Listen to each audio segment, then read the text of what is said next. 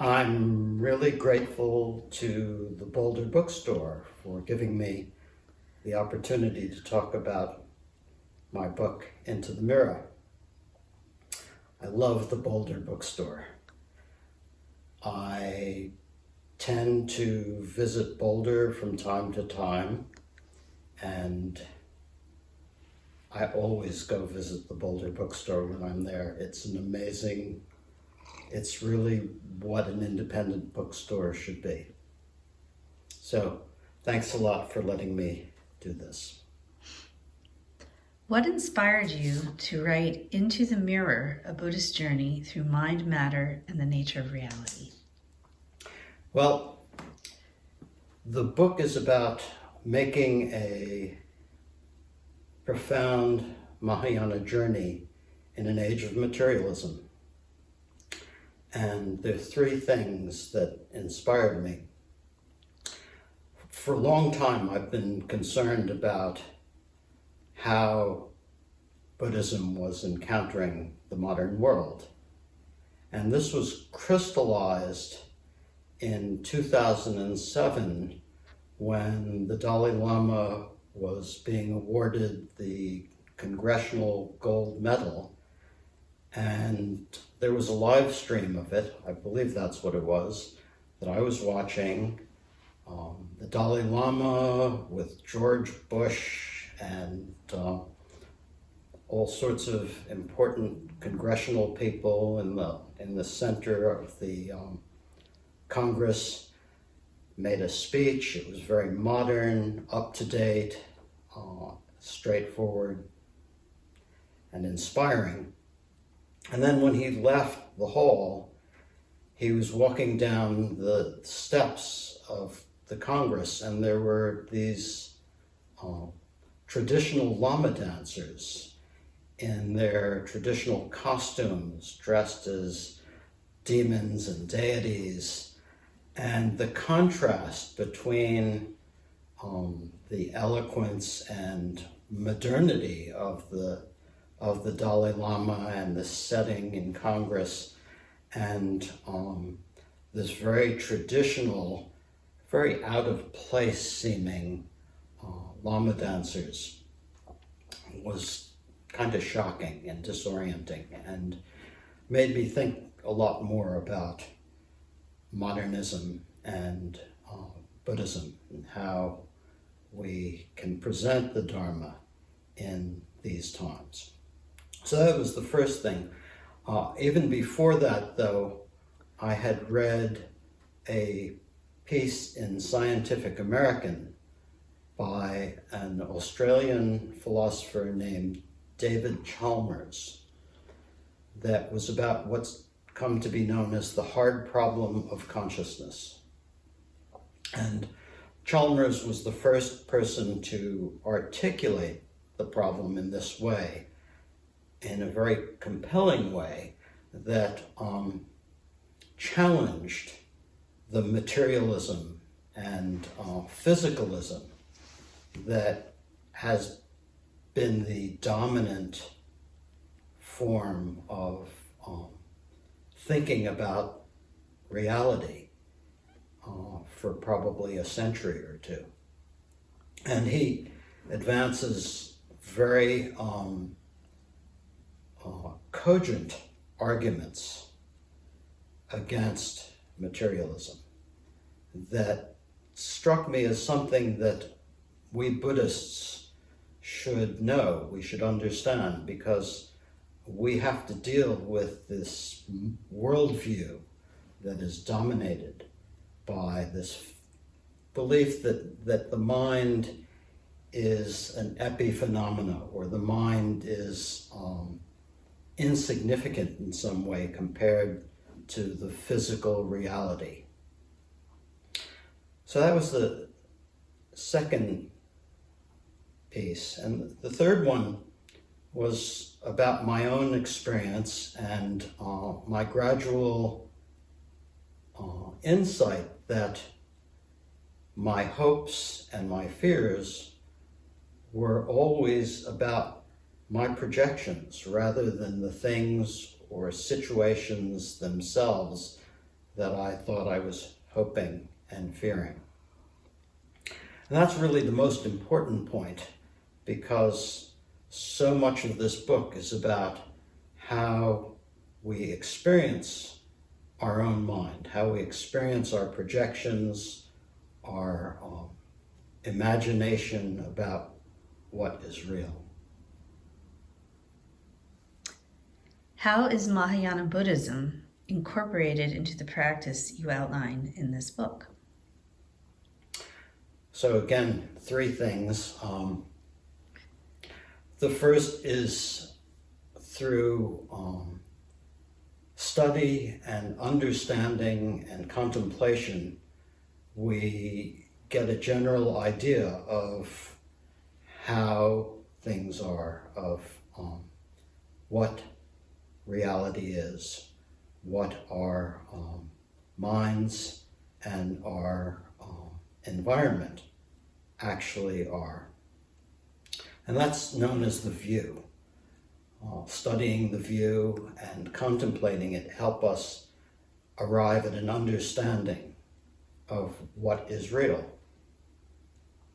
And then the second thing is bringing that view into meditation, that understanding that we've developed through study and contemplation. We start to get direct experience. We start to see how things actually are, and it's no longer just a theoretical issue, but it starts to change our way of experiencing ourselves and our reality. And then the third part is conduct that is in harmony with our view and our meditation.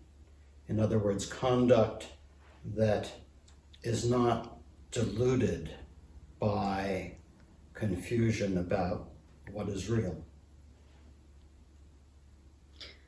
Does your photography influence any of the ideas you outline in your book? Yes, it does. The practice of contemplative photography is a way of doing meditation in action. Because what you're doing when you do contemplative photography is you try to let go of your projections about what you're seeing and just look very directly at your experience.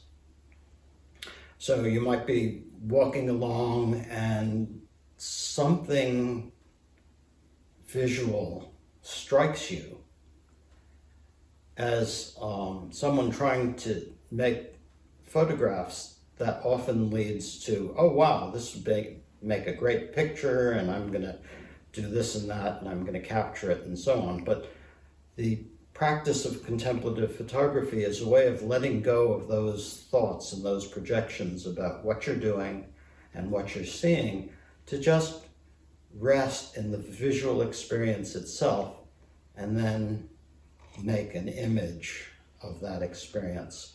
So I've found this practice to be really helpful to me in translating some of my understanding into direct experience. How can someone help to reveal the Buddha nature already within? Well, that's a gradual process. It's not something that we can flip a switch and do. You know, sometimes we might have a natural experience of that open, spacious, vivid quality of mind. And that might just come out of nowhere. But the way we will become familiar with that is through relaxing into our experience. The more we can relax with whatever is appearing to us, both internally and externally, the closer we get to experiencing the Buddha nature. What is one simple thing everyone can do to help reduce the materialism so common in our modern world? Well, I would say the best thing to do is to stop deluding yourself about the things you want. Often when we want something, we think about it a lot and we imagine its good qualities and get seduced by our own images, dreams, thoughts, projections about whatever it is. And then when we actually get that thing, whether it's something physical or we get some relationship or some achievement, it doesn't deliver on the promise, because the promise was something that we were imagining rather than the actual experience itself. Whatever we get, whatever we achieve, won't have all the good qualities we imagine. It'll have problems that we didn't imagine. We might, when we get the thing at first, might be extolling its virtues to ourselves and so on, but all of that is kind of unnecessary. There's nothing wrong with wanting things. There's nothing wrong with trying to get them, as long as they're not harmful to other people. But deluding ourselves about that whole process and not recognizing how we chase after projections or imagination or our constructed ideas about things, that's a problem, because it always leads to disappointment. What are a couple of books you read during the pandemic that you really loved? Well, there are more than a couple. I guess one of my favorites was A Swim in a Pond in the Rain by George Saunders, a lovely book about writing and reading and how we experience the written word. Another book, a little less lyrical, was the Golden Age of Indian Buddhist philosophy by Jan Westerhoff, who's an Oxford Don, who writes extremely well and clearly about the history of Buddhist thinking as it developed in India. Really, really helpful book. A bit scholarly, but pretty accessible.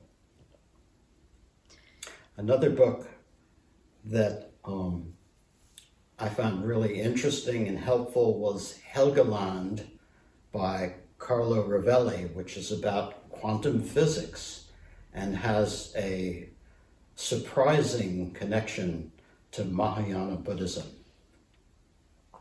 And then the last one I wanted to mention was David Chalmers' recent book called Reality Plus, which uses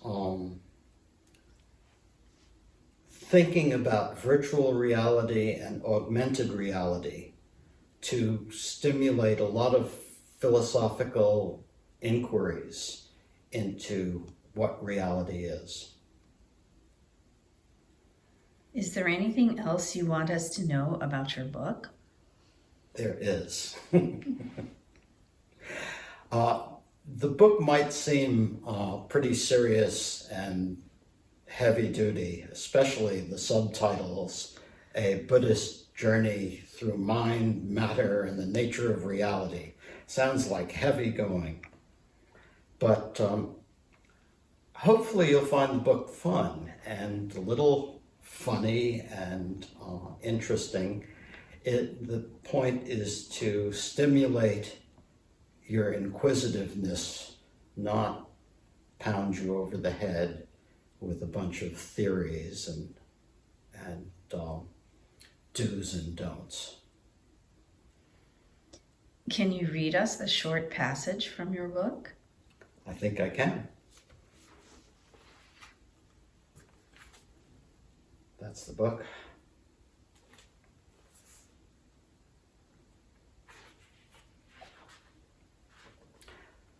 So this is from the first part. I'm going to read a couple of pages, and it's about the Buddha's 4 truths, starting with suffering.